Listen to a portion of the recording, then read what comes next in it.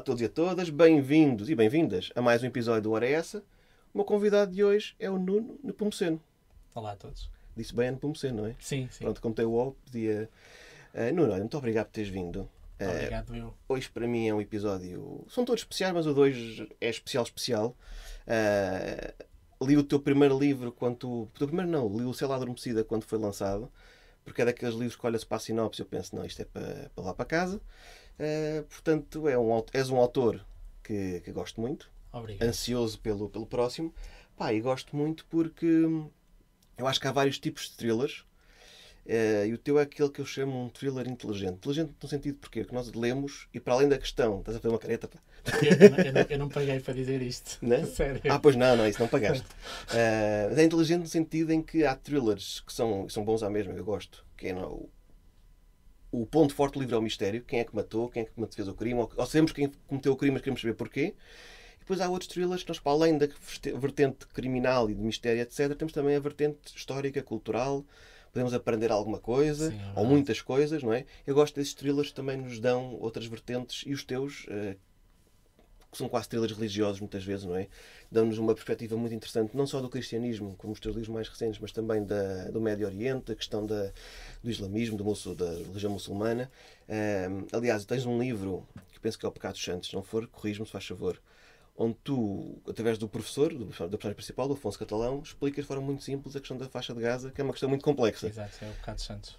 Exatamente, não é? Pronto, disse bem, excelente. Já o li há um tempinho. Eu acho isso fantástico. Porque podemos ler os teus livros só pela questão de eu quero. É um thriller, eu gosto, quero saber quem é que matou. Ou então, não, olha, li, para além da parte de criminal da história, aprendi muito sobre a questão do Médio Oriente, por exemplo. E a questão do Médio Oriente, se me permites, eu acho que é particularmente relevante porque, não só por estar na ordem do dia há muitos anos, e vai estar, infelizmente, se calhar muitos mais, e porque há muita desinformação, muita falta de conhecimento das pessoas. E eu acho que estes teus livros, também do Cela Adormecida e o Pecados Santos, por exemplo, pode ajudar o leitor a perceber um bocadinho melhor o contexto daqueles sítios. Parabéns por isso. Obrigado. Para quem não conhece os livros do Nuno, não sei o que está à espera. Nuno, tu começaste, ganhaste um prémio literário Note em 2012, não foi? Lançaste o teu primeiro livro, que é O Espião Português, da trilogia Freelance, logo no ano seguinte. Certo? Depois foi uma trilogia, depois tens já 6 thrillers psicológicos da série Afonso Catalão. Diz-me lá uma coisa, como é que começou a tua ligação com a escrita? O que é que te levou a querer começar a escrever? Começou pela leitura. Como é que começa sempre? Claro, obviamente, sim. Quer dizer, na maior parte dos casos, sim. Mas a mim faz uma confusão, desculpa interromper-te. Aquela malta que escreve, ou que tem, até lança livros às vezes, e que diz sempre problemas, eu leio pouco ou não leio muito, eu escrevi um livro apesar de não gostar de ler. Eu já ouvi. Não é comum, é verdade? Não é o meu caso. Portanto, o interesse pela escrita do livro começou pela leitura de vários livros. Nomeadamente ali durante a fase da adolescência. Eu comecei a ler logo em criança. Com 7, 8 anos já lia com frequência, mas lia dentro do género apropriado para a minha idade e fui fazendo sempre essa progressão. Mas ali mais ou menos por volta do início da adolescência, pelos 13, 14, 15, 16 anos, foi uma fase onde lia imenso durante as férias de verão, porque passava as férias em casa com a minha mãe e, portanto, não tinha mais nada para fazer se não ler.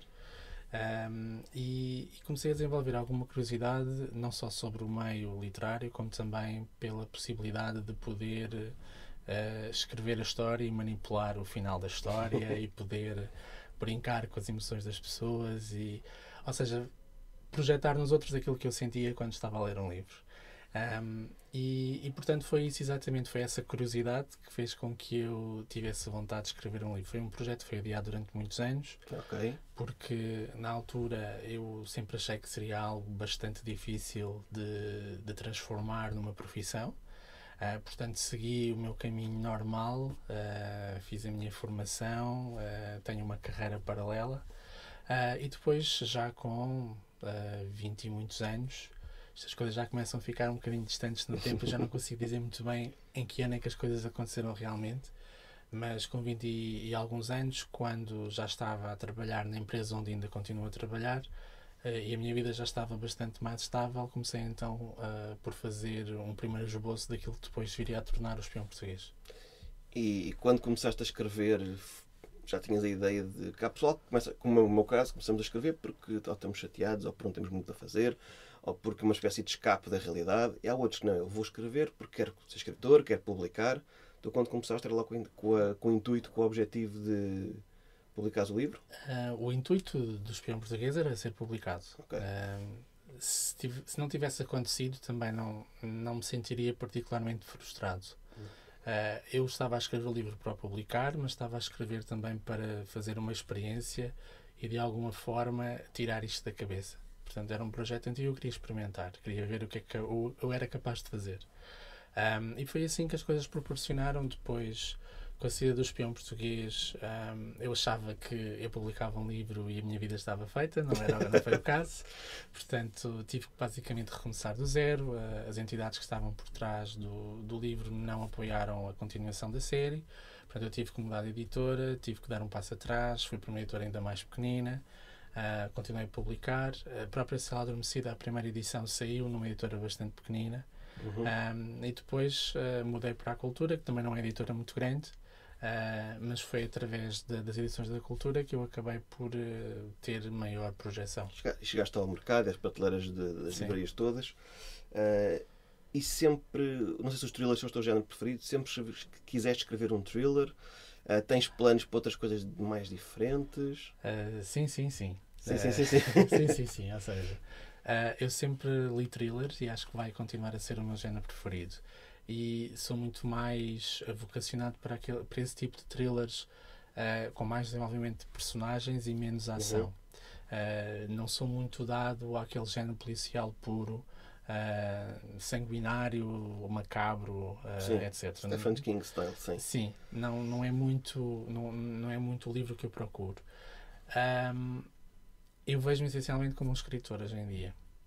Portanto, não como um escritor de policiais ou de thrillers. Aliás, acho que fiz uma evolução ao longo destes 9 livros, em termos de género e em termos de qualidade, e mesmo em termos narrativos.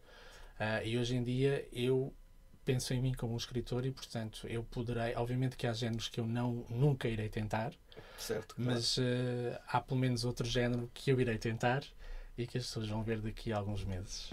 Ok, o teu próximo será um género diferente. Exatamente. E pode ou não podes dizer nada? Não, isso é surpresa. Okay. Porque estamos a apostar no fator surpresa então não diga nada. Para atrair alguma atenção para o livro, mas vai ser um livro bastante diferente daqueles que as pessoas já leram escritos por mim. Ok, fantástico, fico aqui à espera. Eu acho que é sempre interessante um escritor que se tenta aventurar por outros géneros, porque, principalmente no teu caso, não é? Tu conseguiste tudo o teu público no thriller. Suponho que para ti escrever esse género já seja mais confortável, não é? Sim. E às vezes sair da zona de conforto não é fácil. Para mim, um autor que tente inovar desta forma, acho que é sempre de ser valorizado, e espero que o próximo também seja bem recebido. É um risco que se está aqui a correr, mas é um risco consciente e é um projeto muito antigo que eu tenho. Portanto, é uma ideia já amadurecida e um projeto que se calhar te diz muito, não é? Sim, bastante. Eu neste momento estou efetivamente muito ligado ao livro e o livro não está terminado. Eu vou um bocadinho mais para lá de metade do livro. Estou a ficar bastante apertado em termos de prazo de entrega, mas vamos ver o que é que o livro dá. Acho que tanto pode correr excepcionalmente bem como excepcionalmente mal. Ou meio termo também, pronto. E portanto, eu acho que para já vai provocar uma grande surpresa nos leitores. Depois logo se vê o que é que vai acontecer. Estão a ver que vem um romance erótico do Nuno Pomoceno. Não, isso não. Pronto, que pena. Não. Olha, Nuno, qual é que foi na altura o maior desafio de conseguires publicar o teu primeiro livro? Estamos a falar do ano de 2010 e a sensação que eu tenho é que se compararmos 2010 com 2025 as coisas mudaram muito. Parece que foi há pouco tempo, não é? Já foi há 15 anos. Já foi há 15 anos. E o mercado mudou brutalmente. Mudou imenso. Na altura, o principal desafio que eu tive foi encontrar alguém que me desse atenção. Basicamente foi isso. E foi muito difícil de encontrar. Eu fui recusado em mais de 15 editoras. Eu corri as editoras todas do país que havia na altura. Para aí metade nunca respondeu. E a outra metade dava respostas de circunstância, do género: não temos espaço no nosso catálogo para este livro, coisas muito vagas, nunca houve assim uma resposta que indiciasse que efetivamente ou o livro não tinha qualidade, ou que eu não sabia escrever, ou o que fosse, que havia um problema qualquer com o livro. E depois acabou por ser o tal prémio literário, que na realidade não é um prémio, foi mais um concurso, foi transformado em prémio para fins comerciais, que acabou por me dar uma oportunidade. Isso mostra muito. Hoje as coisas mudaram um bocadinho, ainda bem, mas eu em 2010 não estava à procura de editora ainda, não tinha, mas comecei em 2016, 17, mais ou menos. 18, talvez. Nessa altura acho que ainda era bastante difícil. Hoje em dia que acho que houve aqui uma mudança de mentalidade. Sim. E de vendas. Se os autores portugueses não vendessem, as editoras não apostavam, como é óbvio. Mas eu lembro-me de estar à procura, tive para um ano à procura também, se não mais, e chegaram-me a dizer, uma editora, não vou dizer o nome da coisa, mas começa por B, que me disse, eu agradeço a frontalidade da senhora com quem falei ao telefone, que foi: meu querido, tu és autor português, ninguém te conhece, esquece. Foi assim, não sei se foi textualmente igual, mas eu lembro. Foi direta. Não, muito direta, até agradecia a honestidade, mas realmente o mercado funcionava assim, não é? Se não tinhas programa na televisão, não eras conhecido. Mas eu entendi isso que disseste há bocadinho, que é, eu não sabia, eu acho que nem sequer liam o meu livro.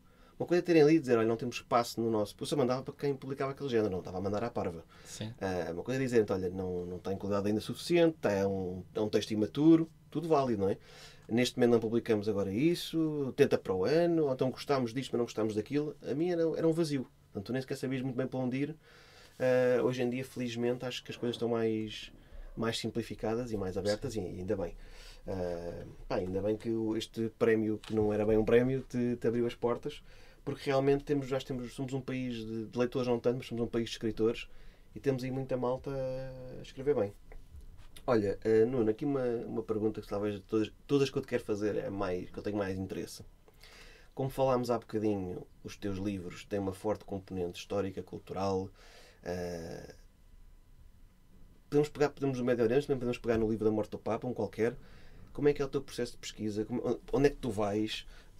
Quanto tempo é que tu perdes ou ganhas, depende da perspectiva, nessas vertentes? Porque eu estive a folhear ali o Pecado dos Santos ali ontem, e vejo que tens ali realmente muita informação que é pesquisada. Aquilo é quase uma aula dentro do livro, mas uma aula bem dada. Tem uma pessoa que não fica agora a queixar, agora vou comprar um livro do Nuno, vou ter ali uma pós-graduação sobre religião, e não apetece. Não é de todo. Está mesmo enquadrado com a história, com a narrativa e com o momento, mas aprendes muito sobre algumas coisas.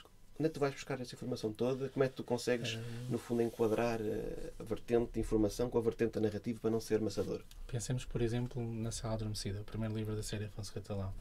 Na altura, a ideia do livro veio de dois motivos. Primeiro, eu estava a acabar a trilogia Freelancer e queria mudar um bocadinho o género. Portanto, queria mudar do registro policial de espionagem para um thriller psicológico. E portanto queria construir uma personagem que tivesse um passado mais negro, que eu pudesse usar em termos narrativos, coisa que não era possível com o outro protagonista. E por outro lado, tudo isto aconteceu em 2015, que foi na altura dos grandes movimentos migratórios para a Europa, a partir do Médio Oriente, devido à guerra civil na Síria. Então nessa altura havia imensa informação sobre o que estava a passar no Médio Oriente, e eu comecei por fazer... o conceito original da Cela Adormecida não foi bem aquilo que depois o livro acabou por se transformar. Eu queria fazer um livro sobre tensões sociais. Esse era o objetivo da Cela Adormecida. E depois comecei a fazer um arquivo de artigos de imprensa que fui encontrando. Jornais e revistas, tanto portuguesas como estrangeiras. Fiz um dossiê, tudo sobre artigos sobre as migrações. E alguns deles abordavam os problemas de fundo que estavam na origem das migrações e da própria guerra civil na Síria. E foi assim que fiquei mais ou menos por dentro do contexto daquilo que estava a passar, dos motivos e porque é que as pessoas estavam a migrar para a Europa.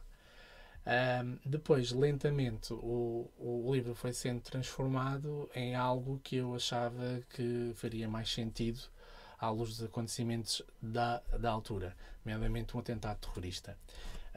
Depois, a partir daí, comecei a sentir falta de ir aos locais. Ir ao Médio Oriente estava fora de questão, por motivos óbvios. Eu ia-te perguntar isso. Porque a investigação que se faz, normalmente quando temos história e cultura, tem que ir aos locais é sempre uma mais-valia. Tu não foste ao Médio Oriente, não é? Não, eu fui à Turquia, fui a Istambul. Mas é perto. Porque eu não tinha qualquer tipo de contacto, nunca tinha tido. Eu nem sequer conhecia uma pessoa muçulmana. Nunca eu ia perguntar isso, porque quem lê os teus livros tem um gajo a ficar a pensar, pá, ou ele tem família, ou ele é daquela religião, ou ele, porque é um conhecimento, parece que é mesmo profundo sobre aquelas questões. Ou então ele tem uma pós-graduação em estudos do Médio Oriente. Não, eu nunca tinha, não conhecia sequer uma pessoa muçulmana. E então resolvi, vou passar uns dias em Istambul, passei um bocadinho e também vou aproveitar para fazer pesquisa para o livro. E fui lá com o objetivo de ter um primeiro contacto, um contacto bastante mais controlado do que ir propriamente ao Iraque ou à Síria, claro. Com a cultura muçulmana. E depois transportei isso para cá. Para cá, como é que eu havia transportar isto? A grande referência em termos muçulmanos em Portugal é a Mesquita Central de Lisboa. Portanto, comecei a pensar como é que eu lá vou chegar. Então, mandei um e-mail à Mesquita a apresentar-me, a dizer que tinha um projeto e pedi uma entrevista com o Sheikh Munir. E na altura o Sheikh Munir basicamente descartou-me. Foi simpático, etc. Disse, venha cá no dia X, mas depois eu ia lá e ele não estava realmente disponível. Portanto, isto passou-se durante 3 vezes, até que eu tanto insisti, que consegui realmente falar com ele. E foi assim. E depois, a partir daí, fui lá várias vezes. Tornou-se bastante mais fácil depois dele me conhecer e de eu dizer o que é que queria fazer com o livro, porque ele achava que eu ia de alguma forma denegrir o Islão, como já tem acontecido noutros livros. Eu expliquei-lhe que esse não era o objetivo do livro, que era um livro com bons e maus dos dois lados, digamos assim. Sim, sem dúvida. E portanto, depois de lhe explicar o que é que eu queria fazer com o livro, ele deixou-me entrar, digamos assim. E, portanto, eu tive acesso mesmo à mesquita. Eu não posso dizer participar, porque eu não sou muçulmano, eu sou católico, mas assisti a diversas celebrações, mais do que uma vez. Fui lá, jantei com as pessoas, ele às vezes convidava-me para jantar lá no restaurante da mesquita e jantava com as pessoas, portanto convivi com as pessoas, mesmo depois do livro ter sido lançado, continuei a lá ir sempre que ele me convidava. Entretanto, a ligação desvaneceu-se um pouco com a passagem do tempo. Claro. Mas acabei por lá ir muitas vezes e com isso desenvolvi conhecimentos que não tinha e conhecimentos profundos que depois foram aplicados na construção do livro. Nos outros livros, o processo já foi... Eu tentei replicar o mesmo processo, mas depois encontrei vários entraves. Por exemplo, para o Pecado de Santos quis fazer a mesma coisa com a sinagoga sefardita aqui de Lisboa. Foi mais difícil, é uma comunidade mais fechada e mais pequena. Portanto, daí que depois tinha transportado um bocadinho a ação para Londres. Pois, porque, curiosamente, é mais fácil fazer algumas das pesquisas que eu tenho feito para ali fora do país do que cá. E foste a Londres? Fui a Londres. Consegui marcar uma entrevista na sinagoga sefardita de Bevis Marks, que aparece no livro. Sim. E foi lá que me foi explicado uma série de outras coisas. Voltei para Portugal quase com uma pneumonia, porque fui lá em janeiro e estava um frio daqueles de morrer. Para a malta, comprei o Pecado de Santos, porque o autor sofreu, literalmente, para lançar o livro. E foi assim, ou seja, de uma forma simples, eu complemento a pesquisa através de artigos de imprensa, livros e visitas a locais. Basicamente é o que eu faço. Olha, acho que um dos elogios que se pode fazer, agora estou a falar mais dos livros do Afonso Catalão, é que é ficção, obviamente, não é? Aqueles atentados ou o que parece ali não aconteceu, mas mesmo para quem está mais informado sobre o que se vai passando no mundo, o que eu notei quando li há 2, 3 anos, 4, não sei, que li os teus, na altura, os primeiros 4 seguidos, foi, isto não aconteceu, é ficção, mas até podia ter acontecido. Sim. Portanto, não são livros de fantasia ou de que seja do que for, é mesmo, eu diria que é uma ficção realista, porque realmente aquilo como está ali explicado podia ter acontecido na nossa sociedade real.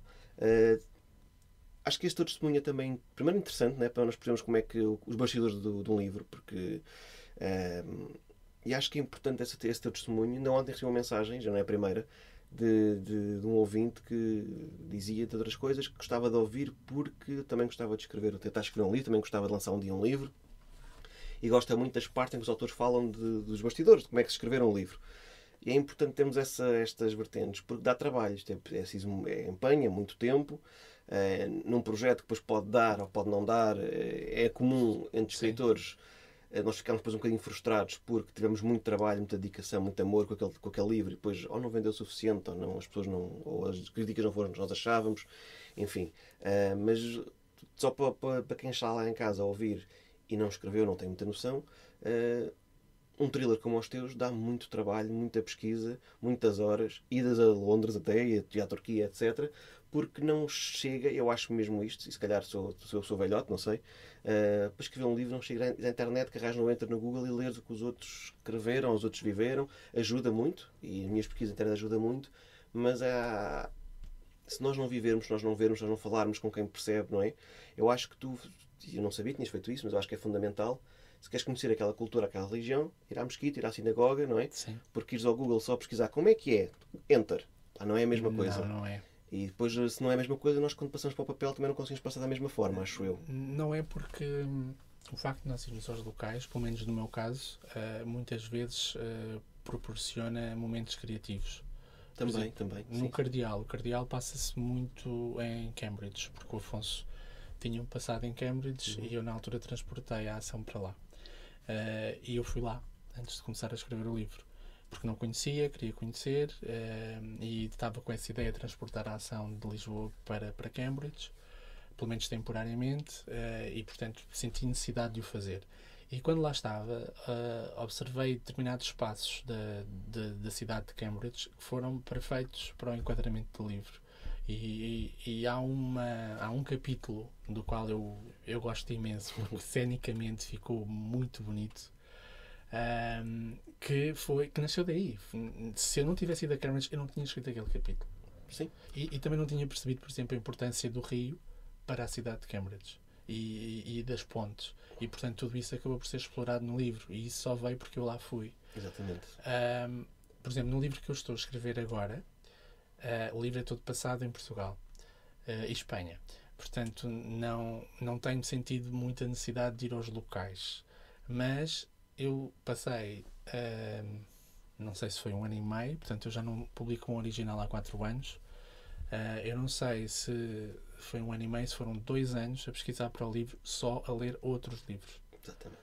Foram mais de 20 livros que eu li para me preparar para o livro. E hoje em dia, que estou num processo quase só de redação do livro, de volta na volta, ainda tenho que voltar atrás e tenho que ir aos outros livros que li à procura de coisas porque os apontamentos que tirei não foram suficientes. E estamos a falar de um projeto que consumiu imenso tempo e continua a consumir muito tempo. E às vezes as pessoas, não estou a dizer que vai ser o meu caso, mas as pessoas sentem-se defraudadas com os resultados que depois obtêm, o que é normal. Claro que é. Isto é muito. Eu digo sempre que é o part-time que leva mais tempo que pode existir. Sim. Porque é verdade que nós temos todos, quase todos temos outra ocupação, outra profissão. Acho que fazemos isto por gosto. Quando perdes entre aspas, esse tempo todo a pesquisar e a ler outros livros, tens que gostar também, acho eu, não é? Não pode ser só por obrigação. E depois acho que é também natural podemos sentir, olha, isto não teve o alcance ou não teve o reconhecimento que eu se calhar mereceria. Sim, ou que se calhar gostaria. E leva muitas pessoas a desistir. Sim, é por isso que às vezes já autores portugueses lançam um livro, lançam 2 e depois até foram bons livros, mas depois ficam-se por aí, porque realmente é algo que nos ocupa muito tempo e nem sempre é fácil. Então, e a vida às vezes nem sempre nos ajuda a conseguirmos escrever tanto quanto gostaríamos. Eu pelo menos falo por mim, já disse isto aqui algumas vezes, na qualidade de professor, eu tento escrever ou rever ou pesquisar um bocadinho todos os dias, porque se for só quando eu tenho tempo e disponibilidade, eu lanço um livro a cada 40 anos, não é? Ou 50, portanto temos que nos obrigar. Aquela imagem idílica e utópica quase de o escritor vai escrever quando está inspirado e sempre estás-te a rir, exato. Isso é difícil. Ou é muito complicado. Se tivéssemos um país que apostasse um bocadinho mais na cultura e que desse condições porque eu escrevo muito melhor em agosto, que estou de férias. Não tem nada a ver com o que escrevo durante o período de teste ou de exames ou de reuniões. Porque desenvolves ritmo. E estou mais descansado. Não tenho tantas preocupações, tenho mais tempo a me sentar. Eu às vezes, não sei se acontece contigo, agora já estamos um bocadinho fora de tópico, paciência.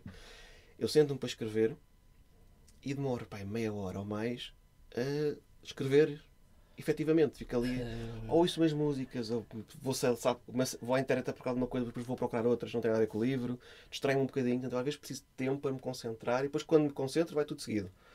Eu também sou um bocadinho assim. Mas escrever 20 minutos para mim não dá, por exemplo. Não, também não funciona. Tenho aqui 20 minutos, vou escrever. Não vai correr bem. 20 minutos são mais úteis, por exemplo, para rever o capítulo ou uma coisa por exemplo, assim. Sim, exatamente, é isso mesmo.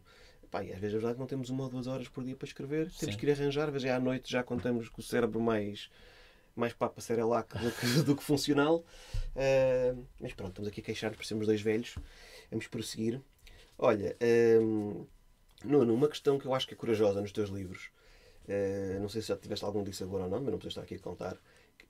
Acho que tudo que mete com religião, às vezes é um bocadinho de vespas. E eu acho que quem ler os teus livros com olhos, digamos assim, percebe que tu não fazes apologia de nenhuma, de nada. Pelo contrário, mostras as religiões e como é que são os costumes e como é que é a cultura de cada religião e as coisas boas e menos boas. Já te aconteceu teres malta que não percebeu isso e que te critica? Porque tens livros que criticas o cristianismo, entre aspas? Sim, já. Já tiveste algum... Aconteceu... A chamarem-te herege? Quase. E virem atrás de ti com forquilhas em chamas? Quase. Aconteceu com os 4 primeiros livros da série Afonso Catalão. Com os 4. Cada um à sua maneira. Com os 4 aconteceu. E curiosamente acontecia sempre no mesmo momento, que era quando o livro era anunciado e estava naquele processo ainda da pré-venda e, portanto, começava tudo pelo título. O problema era sempre o título. Inclusivamente tive uma situação um bocadinho desagradável com a morte do Papa, porque as pessoas interpretavam mal o título e achavam que eu desejava a morte do Papa, que é uma coisa estranhíssima. E portanto isso aconteceu. Eu acho que até na realidade não aconteceu com mais frequência nem com mais intensidade, porque eu não tenho a mesma projeção de, por exemplo, José Rodrigues dos Santos. Portanto, eu não chego a tantas pessoas quanto chego ao José Rodrigues dos Santos ou outros autores, e acredito mesmo que se eu tivesse esse tipo de público eu teria levantado mais celeuma. Mas os títulos não foram intencionais, não foram pensados para causar polémica nem nada disso. Foram títulos que na minha cabeça fizeram sentido. Obviamente que, por exemplo, quando eu estava a escrever A Cela Adormecida, o próprio título do livro era pólvora, quase. Porque quando eu fui à Mesquita Central de Lisboa e disse que queria escrever um livro sobre o atentado terrorista em Lisboa, passado na comunidade muçulmana, toda a gente olhou para mim a pensar, ele vai fazer tudo o resto explodir à volta dele. E eu lembro-me de estar lá a mostrar já o livro impresso, a mostrar o livro ao Sheikh Munir, e entra um amigo lá no escritório e fica de olhos bugalhados a olhar para o título do livro. As pessoas veem muito pela capa, não é? E comigo aconteceu sempre antes das pessoas lerem o livro. Nunca aconteceu depois. Olha, mas disseste uma coisa que eu tenho esta teoria, se calhar até um bocado verdadeira, que é livros potencialmente mais controversos. Eu não acho que os teus celemes, por exemplo, não são nada controversos, mas pronto, livros que poderão ser potencialmente controversos causam controvérsia antes. Portanto, a malta queixa-se antes de ler. Que era o caso. O livro não estava disponível para ler ainda e as pessoas já estavam a criticar o livro. O livro depois sai, a malta pode ler e depois criticar com conhecimento de causa, não é? E aí acabam as críticas. Portanto, eu acho que há por exemplo, o Pedro Catalão Moura, que é também uma colega editora, que lançou o Portugal Vermelho. Sim. Portugal Vermelho é uma distopia histórica. Que o que é que aconteceria em Portugal depois do 25 de Abril se fosse uma ditadura comunista? O Pedro não é comunista, nem é de direita, nem é de nada, mas achou que era um tema interessante. Só teve problemas antes do lançamento, em que até lhe chamaram o Pedro Cabranzão Moura por não sei o quê. Epá. Mas foi antes. Depois, o livro é lançado, as pessoas podem ler e ver o que é que acham. Nunca mais houve stress nenhum. Somos um povo giro. Que gostamos de criticar, mas sem saber. Mas eu acho que não é só cá. Eu acho que não é só cá, claro que não. É geral, é sim, geral, sim. É geral da condição humana. E tem muito também a ver com a sociedade em que vivemos atualmente. Sim. Mas eu lembro-me de estar ali de pensar, este homem, de certeza, que já andou na rua a ser perseguido só por causa do tema. Basta meter a religião. Também não fui perseguido na rua, foi mais no meio normal de nas redes sociais, onde a malta é maior, gosta de encher o peito, sim. Não é? Pronto. Olha, Na Morte do Papa, que é talvez o livro que não sei se é o preferi, mas é o que eu achei mais interessante. Porque tu pegas num facto que é verídico, não é? Que é um Papa que foi Papa durante 34 dias. 33 dias. Morreu na manhã para o 34º, não foi qualquer do género. Na madrugada. Na madrugada. ainda hoje há teorias da conspiração sobre o que aconteceu com o João Paulo I. Sim. E tu pegas nisso, que eu acho que é muito interessante, e fazes um livro à volta da morte do Papa, que é o que dá o nome e tudo. Como é que foi pesquisar para este livro em concreto? Tiveste que ir ao Vaticano. Eu acho que é interessante porque tu dás uma visão do Vaticano que até é sabida, mas não tanto, não é? Que o Vaticano não é perfeito. Sim. Há muito aquela máxima que é o que acontece em Las Vegas fica em Las Vegas. Em Vaticano é mais ou menos a mesma coisa, não é? O que acontece no Vaticano fica no Vaticano. Falas também de política, até de posição masculina, sexo não sair da igreja. Pegas tudo. É um livro, no fundo, que é um presente embrulhado para tu seres... para te chatearem nas redes sociais. Foste ao Vaticano também? Fui 2 vezes. Fui uma antes de começar a escrever o livro, porque nunca tinha ido e queria ambientar-me. E depois fui outra durante o processo de escrita do livro, porque estava com alguma dificuldade em orientar-me em termos de ruas e espaço. Então precisei de lá ir para confirmar algumas coisas. Também és daqueles maluquinhos, como já me aconteceu, que é vais ao circo, depois com um papelinho ou com uma máquina para tirar fotografias. Eu levei capítulos do livro para confirmar que estava tudo certo. Que estava tudo certo. Sim. Fantástico. E neste livro da morte do Papa, aquilo é um livro de ficção, primeiro ponto, mas o que é que ali dá naquele livro, quem for ler, que tu possa dizer, não, este livro é ficção, mas aqueles bocadinhos, aquilo é verdade? Alguma coisa que... Eu acho que é assim... A forma de funcionamento do Vaticano, como tu descreves ali, há de ser mais ou menos verídica? Sim, mais ou menos. Terá o seu quê de verdade e o seu quê de exagero, como em toda a ficção. Claro. Não é? Eu comecei a aplicar esse conceito que está muito bem, não diria aplicado, mas explanado na morte do Papa, mas durante o Pecado dos Santos, em que eu faço uma ligação com a narração, com um facto verídico que foi a morte de Yasser Arafat. Exatamente. E depois foi algo que eu, na altura, surgiu de forma espontânea, mas que gostei bastante de fazer, achei que ficou muito bem no livro, e comecei a desenvolver mais nos livros a seguir. A própria Última Ceia baseia-se em assaltos a museus que foram reais, portanto eu decalquei assaltos e transformei-os depois em capítulos do livro. E para a morte do Papa há uma grande base de verdade dentro da história do próprio corpo narrativo do livro. Ou seja, todos aqueles factos iniciais da morte do Papa aconteceram. Sim, sim. Ou pelo menos pensam-se que aconteceram. Portanto, os artigos de imprensa que saíram na altura e mesmo alguns livros que existem sobre João Paulo I apontam naquele sentido e que os acontecimentos se passaram de uma determinada forma. Eu para isso utilizei artigos de imprensa e 2 ou 3 livros que eu na altura comprei sobre o Vaticano, onde fui buscar toda a outra parte que depois acrescentei ao livro, nomeadamente a prostituição masculina, cardeais que têm amantes, etc. Tudo mais. Era um livro que tinha objetivos muito específicos, sendo franco.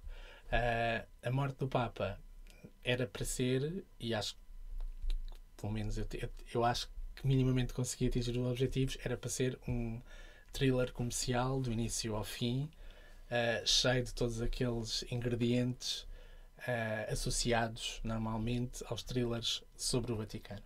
Portanto, era para ter mortes, era para ter algum sexo. Eu não sou um autor de escrever sexo, mas era para ter algum sexo, era para ter temas polémicos, era para ter tudo.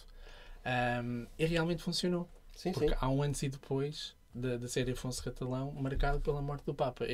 A morte do Papa surge num momento em que eu estava em crescendo, porque estava a sentir que os livros estavam cada vez mais a conseguir chegar a um público cada vez maior. A Última Ceia já tinha conseguido alguma visibilidade, mas a morte do Papa mudou tudo completamente. Foi o quarto, não tem Foi o quarto. Mudou completamente. Há um antes e depois na série Afonso Catalão da morte do Papa. Não é um conceito que eu tenha repetido.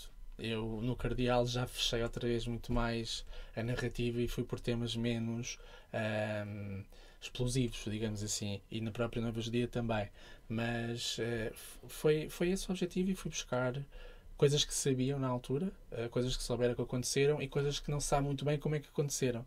E depois tentei preencher os buracos e os vazios. Foi um livro relativamente fácil de escrever, porque havia uma cronologia de acontecimentos pelos quais eu tinha que passar.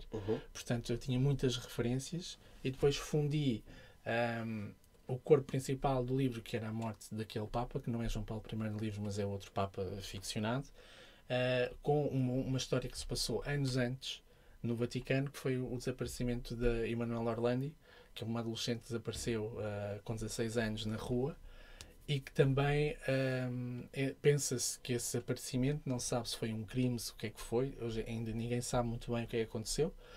Pensa-se que esse desaparecimento também terá tido ligações ao Vaticano, nomeadamente com a lavagem de dinheiro e tudo mais.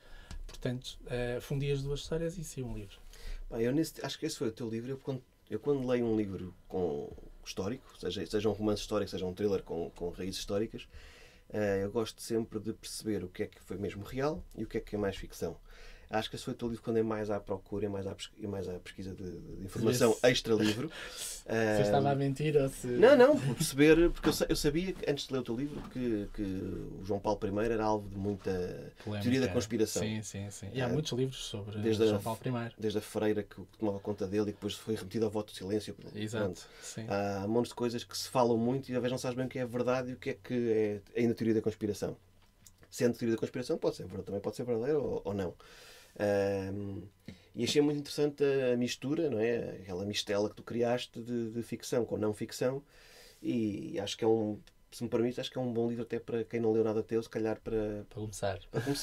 Eu gosto de começar sempre pelo primeiro da cronologia, não começaria sempre pela Cela Adormecida, mas para quem quer ter um cheirinho de Nepomuceno, salvo seja, acho que A Morte do Papa, como disseste bem, se explicaste aqui, tem os ingredientes estudados todos deste tipo de thrillers religiosos, e acho que é um bom livro para começar.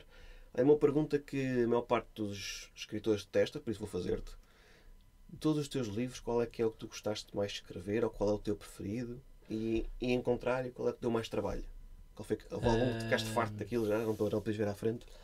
O que eu gostei mais de escrever foi A Última Ceia, porque em termos narrativos fiz coisas diferentes do que estava habituado, e também abordei outro tipo de temas que eu não tinha feito antes. É um livro mais romântico.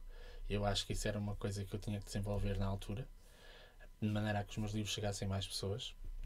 Eu sempre fui um escritor, às vezes um bocadinho, e perdoem-me aqui a expressão em inglês, flat.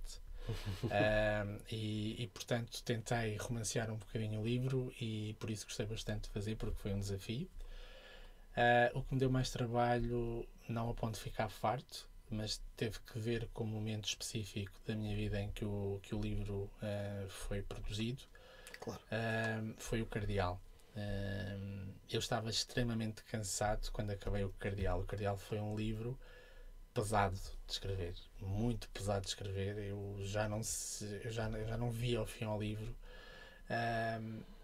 Não desgostei de escrever o livro, pelo contrário, gosto muito do livro.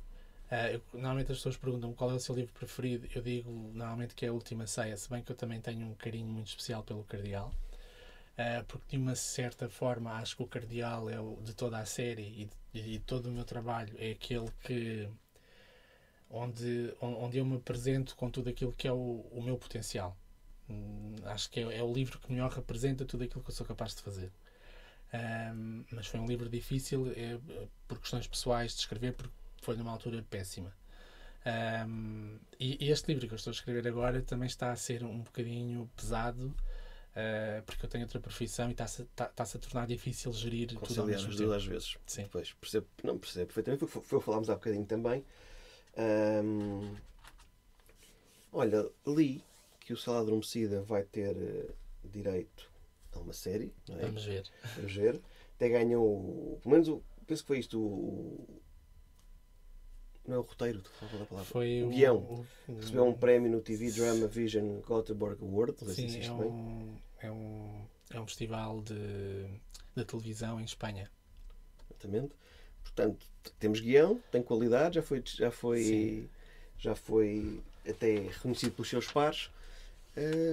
Podemos contar em breve, ou mais ou menos em breve, com uma série do Cela Adormecida. O breve é relativo. O breve é muito relativo, sempre. O breve é relativo.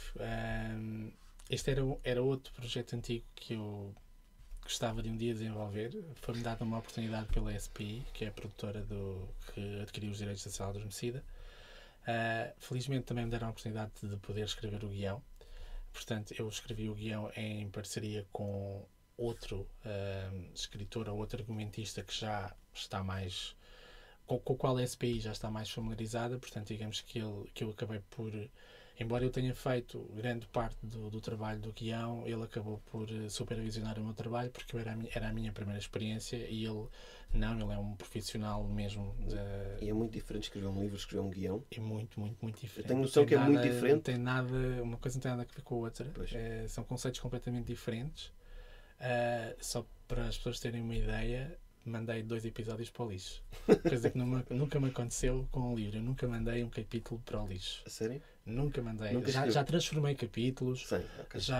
Mas nunca me aconteceu um editor dizer este capítulo está aqui a mais, ou tens que reescrever este capítulo, ou vais cortar este capítulo. Não. O 3º e 4º episódios da série foram mandados para o lixo. Porque o produtor disse, não vamos por aqui. E portanto eu tive que refazer todo o 3º e 4º episódios. Por acaso acho que o 3º episódio ficou excelente depois de ter sido refeito, porque eu fiquei de orgulho ferido depois deste episódio, e resolvi puxar de todos os meus trunfos e meti aquilo tudo no episódio. Mas pronto, resumindo e baralhando, o guião foi concluído já quase há 2 anos. Foi um processo que demorou algum tempo porque me apanhou em paralelo com a pesquisa para o livro que hei de publicar em breve. É um processo demorado porque não dá muito ritmo. Enquanto nós, depois de embalarmos, depois de passarmos aquela fase inicial que estavas a dizer, que não consegue, às vezes só consegue escrever ao fim de meia hora para um livro, isso normalmente com o guião nunca me aconteceu. Eu começava no guião, também tinha a base do livro, e começava logo a escrever. Mas depois, toda a formatação que está associada ao guião, o próprio programa, e eu utilizei um programa mesmo para guiões, a criação da cena, sempre a parte gráfica, aquilo que funciona. Explicar o exatamente, cenário. Os diálogos são diferentes, têm que ser mais curtos, não pode haver diálogos tão grandes como há nos livros. Há fatores que nós, quando estamos a escrever um livro, não pensamos, e depois na adaptação televisiva têm que ser levados em consideração, nomeadamente a mudança de cenas, a rapidez das mudanças de cenas. Portanto, há todo um mundo novo ao qual eu tive de me adaptar. O projeto ficou concluído, como disse, há 2 anos, foi levado a alguns festivais. O objetivo era essencialmente ou obter financiamento para o projeto, porque, mais uma vez, estamos num país onde não há particularmente fundos para investir em produtos de televisão, cinema, etc. Cultura em geral. E, portanto, começámos muito bem. Começámos logo com um prémio para o guião. Depois, com esse prémio, a produtora levou novamente o projeto a Gotemburgo, porque fazia parte do prémio. Também correu muito bem. Portanto, conseguimos investidores. E neste momento o projeto está preso por uma decisão de um investidor português. E, portanto, se alguém me estiver a ouvir e conhecer um tio rico que esteja disponível para investir muito dinheiro, portanto, venha falar comigo que eu dou-lhe bom destino. Portanto, deixa-me ver se eu vou resumir isto de forma simples. Escreveste um livro que teve sucesso, o livro é bom, há interesse em transformar o livro em série, Sim. O guião está escrito, os episódios estão todos, está tudo planeado, tudo feito, recebe prémios pela qualidade do guião, há investidores, falta dinheiro português. Sim, portanto, no fundo é isto. Está tudo montado. Falta Portugal chegar-se à frente. Exato, porque os protagonistas da série são portugueses, portanto, e obviamente o principal fundo do financiamento vai ter que vir de cá. A não ser que se opte por uma solução de transformar completamente o guião e colocar, sei lá, o Afonso Espanhol ou uma coisa assim do género, e aí se calhar um dia vai ter que tomar essa decisão. Para já essa decisão não foi tomada. E, portanto, enquanto a adaptação for mais ou menos fiel ao livro, estamos dependentes do investimento português. E, portanto, esse investimento tem que aparecer primeiro, que não apareceu ainda. E nesse momento, essa é a principal barreira para a série ainda não ter entrado em produção. Pronto, esperemos que isso não aconteça, mas se algum dia vimos então um Afonso Catalán como personagem, já sabemos que a culpa entre aspas, não é do Nuno, é porque vão chamar-te, sei lá, vendido, mas não sei o quê, não é a tua... Não, queres publicar a tua série do teu livro, em português, passados em Portugal, com autores portugueses. Pá, é realmente... Mas foi uma experiência positiva. Mesmo apesar destas dificuldades que estamos a sentir neste momento, a experiência foi bastante positiva porque, ao mesmo tempo, foi enriquecedora. Eu trabalhei num registro que não era o meu. E, portanto, cresci com isso. E também, já agora, se me permites, de autor para autor, acho que deve ser um orgulho tremendo, não é? Perceber que há vontade de passar uma história nossa para o meio audiovisual, que é muito mais de massas, não é? Pá, acho que não é qualquer livro que consegue isso, nem pouco mais ou menos. Acho que também deve ser um motivo de orgulho para ti, é de certeza. Espero sinceramente ver numa Netflix esta vida um dia mais tarde, ou numa RTP Play, ou seja, onde for, a tua cela adormecida. Pá, e espero que também, agora sendo mais positivo, nos últimos tempos temos tido, o Rabo de Peixe, por exemplo, teve sucesso, não é? Temos tido um bocadinho mais, não muito mais, mas um bocadinho mais aposta em conteúdos portugueses, porque não adaptações de livros. Espero que sim. E que o teu Cela Adormecida apareça. Olha, só aqui uma para acabar. Já falaste um bocadinho sobre isto, só que agora aqui para rematar. Já percebi que és um autor muito meticuloso. Portanto, vais aos sítios, guardas informação sobre o que planeias. Em termos de processo de escrita, não é? Como é que tu te organizas para... Imagina, queres escrever um thriller novo.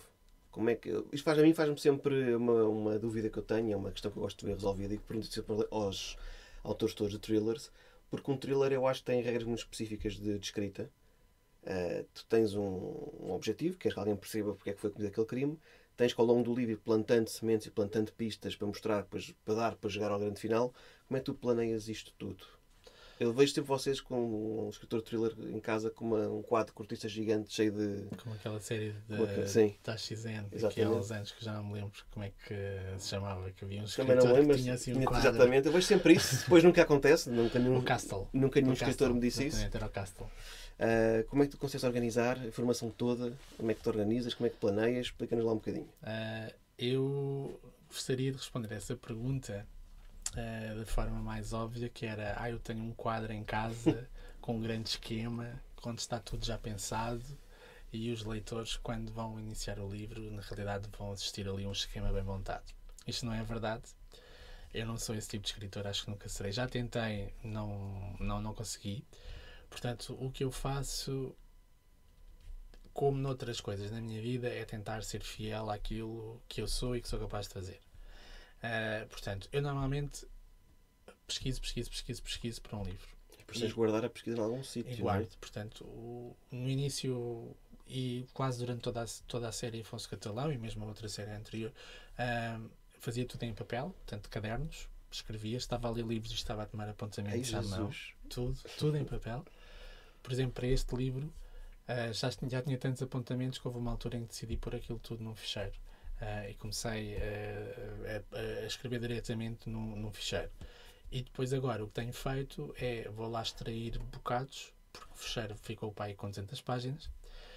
Vou lá extrair bocados e crio notas sobre a informação que eu preciso para trabalhar os próximos 5 capítulos. E crio uma nota e trabalho com essa nota.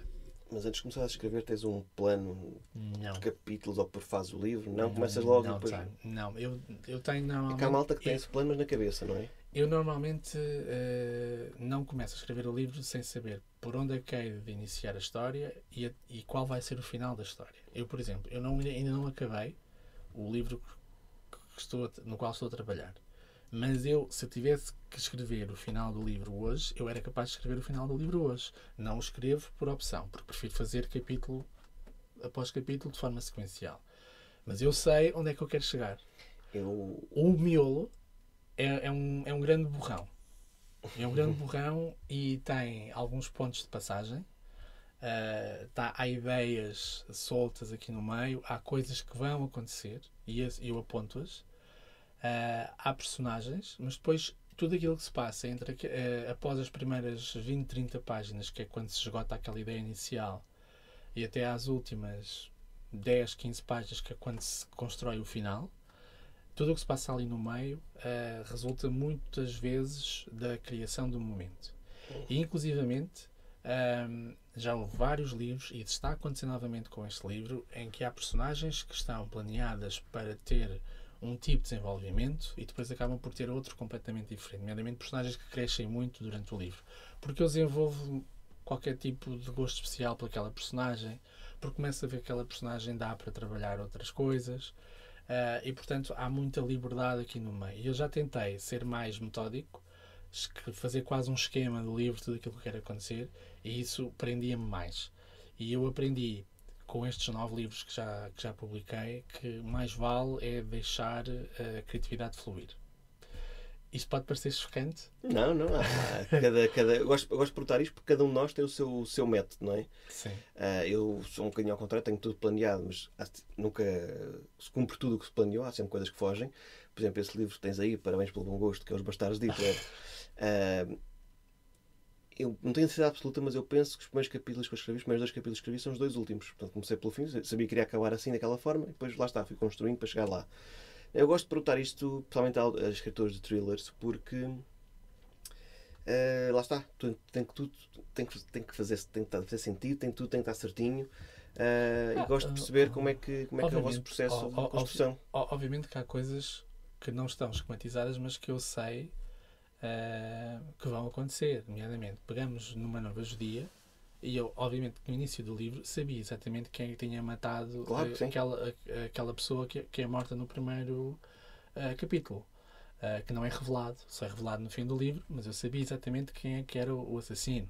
Ou pegamos, por exemplo, na Última Ceia, e há um twist muito grande no final da Última Ceia. Aquele twist estava planeado desde o início, claro. Há meses, desde o início. Todo o livro é construído para chegar àquele twist. Obviamente que não está tudo assim a divagar. E mesmo neste livro que eu estou a fazer agora, eu ando de passo em passo para chegar a outros passos. Portanto, eu tenho pontos que aquilo vai acontecer ali. Como é que nós vamos lá chegar? Isso é algo que vou decidir durante a redação dos capítulos. Mas eu também aprendi uma coisa. Eu acho que os meus melhores momentos, em termos de criação literária, chamemos-lhe assim, vieram do momento. Vieram de coisas que surgiram na altura em que eu estava a escrever. E não propriamente de planeamento que eu tenha feito. Se funciona, eu acho que... Os capítulos que eu me orgulho mais de ter escrito foram capítulos que não estavam planeados. Ok, fantástico. Não, isto é um ofício, digamos assim, que vale pela criatividade e pela imaginação, sem dúvida. Aliás, eu acho que o ser escritor aprende-se também, não é só aqueles superdotados. Não, é uma coisa que se aprende, que se treina muito. Que se treina. Mas a parte da criatividade é muito importante, nem que seja para teres a tua voz enquanto escritor, não é? Não escrevemos igual aos outros todos. Olha, para acabar, a tua personagem principal da série Afonso Catalão chama-se Afonso Catalão, estranhíssimo. Eu acho que é uma personagem complexa, meio cinzenta, portanto não é aquele herói tipo Indiana Jones que faz tudo bem. Eu acho que é uma personagem muito, muito interessante. Já li muitas estrelas, se calhar até centenas.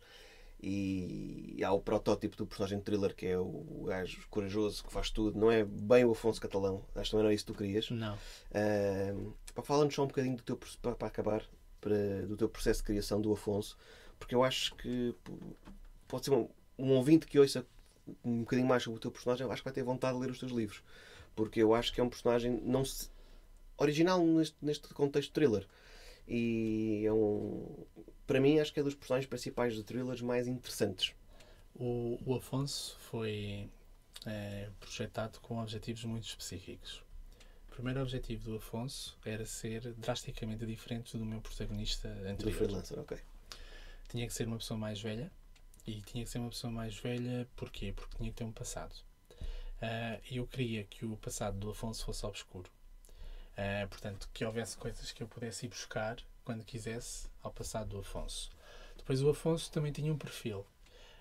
Eu quando comecei a entrar mais dentro do livro e decidi que o protagonista seria um professor universitário, construí todo um currículo para o Afonso.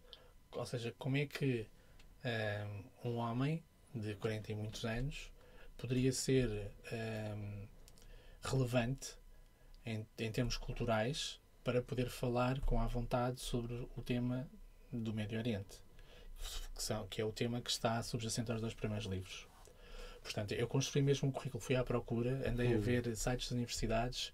E o currículo dele é real, então? É adaptado de outros currículos, mas eu fui ver professores universitários de estudos orientais, qual era o currículo deles. E, portanto, o currículo do Afonso foi decalcado de outros currículos. Ok, e depois, o Afonso tem uma característica que eu acho que o tornou especial. O Afonso, no seu geral, é uma personagem boa. Sim.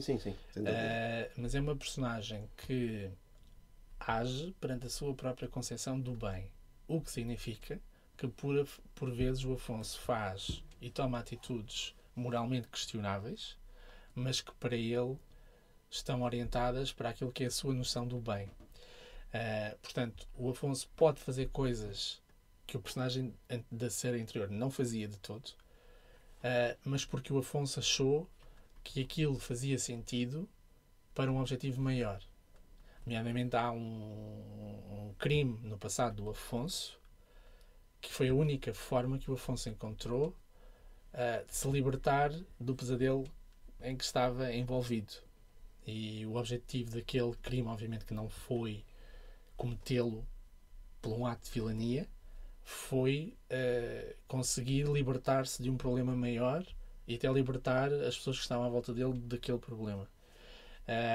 E isso, para mim, é que acho que acaba por ser a mais-valia do Afonso. É uma personagem que consegue surpreender muitas vezes o leitor por aquilo que traz escondido. Mesmo, por exemplo, no Pecados Santos, nunca é explicado 100% realmente o que é que aconteceu em Cambridge quando o Afonso era mais novo. Com a aluna que com a aluna. Suicidou-se. O livro apresenta 2 versões diferentes da história. A dele e do irmão, não é? A dele e pelos olhos do irmão. Exatamente. Dela. E são muito diferentes, é verdade. E são muito diferentes. E nós acho que temos tendência a acreditar na versão do Afonso, porque o Afonso é o herói da história. Mas o meu objetivo com o livro foi deixar no leitor aquela centelha de dúvida. Como é que isto aconteceu, não é? Como é que isto realmente aconteceu? Eu acho que, sinceramente, foi ali um bocadinho no meio das 2 coisas. Claro, às vezes é no meio que está a verdade, a mais ou menos a verdade. Ainda bem que falaste disso. Eu acho que isso é o mais interessante no Afonso, que é, muitas vezes, não digo a maior parte dos leitores, mas muitos leitores querem o personagem, ou o protagonista, ou a protagonista perfeita quase, não é? Cheio de qualidades, sem defeitos. É mais fácil. É mais fácil, não é? Faz tudo bem. Eu acho que estas personagens, pelo menos para mim, são muito inverosímeis e começo logo a revirar os olhos. Eu gosto de Afonsos, ou seja, eu gosto de personagens, mas depois não é fácil construir Afonso. Agora estou a falar também como autor, que é, eu posso não concordar com o que o Afonso fez em determinada altura, mas de acordo com o que eu conheço do personagem, faz sentido. Sim. Portanto, não concordo, não gosto ou não achei certo, mas de acordo com as vivências que ele teve, com a pessoa que ele é, porque os personagens são pessoas, estão aí no papel, não é? Aquela atitude fez sentido. E no Pecados Santos, eu acho que isso que tu fizeste, acho que é muito ousado, digamos assim, não é? Porque, no fundo, temos uma... Não quero dar grandes spoilers, nem pequenos nem grandes, mas há o Afonso é professor universitário, temos uma aluna que acaba por suicidar, o Afonso tem uma perspectiva sobre isso, o irmão da aluna tem, que depois é um personagem importante no livro, tem outra perspectiva completamente diferente. Sim. E aquilo que tu disseste foi propositado, fantástico, não é? Porque eu lembro de acabar de ler o livro há uns 3 anos, 4, e ficar a pensar, mas como? Ele não me explicou qual é a perspectiva que está certa. E foi intencional não foi explicar. Intencional, sim, eu acreditei que pudesse ter sido. Mas acho isso muito interessante, porque realmente nós, a determinadas alturas, ficamos sem perceber. Eu gosto deste personagem ou não? A maior parte das vezes gosto. Não é gostar, é entendo, faz sentido. Eu acho que isso é difícil construir personagens assim. Eu chamo-lhes personagens cinzentas, não são brancas nem negras, são cinzentas, não é? O Afonso, como tu explicaste bem, tem ali um passado obscuro que obviamente deixa marcas. Eu acho que essa é uma das nossas maiores dificuldades enquanto autores, que é pegar num personagem e transformá-lo em real, não é? E os personagens reais, nós temos todos defeitos e virtudes, e às vezes passar isso para temos traumas, temos medos, temos inseguranças, temos coisas boas, como é óbvio, e passar isso para um personagem nem sempre é fácil. Acho que fizeste isso muito bem com o Afonso. Obrigado. E é por isso que eu acho que é um personagem muitíssimo interessante, porque tu não vais gostar dele sempre. Eu acho que isso é fantástico. Sim. E olha, Nuno, muito obrigado por teres vindo. Obrigado. Estás quase há 1 hora a aturar-me. Os meus parabéns por isso. Consegui. Conseguiste. Não toda a gente consegue. Olha, perguntar à senhora, está lá em baixo, não consegue estar 1 hora a aturar-me. Olha, muito obrigado por teres vindo aqui à minha humilde habitação. Foi um prazer receber-te. Obrigado pelo convite. Muito ansioso pelo próximo livro. Vamos ver E pela série também.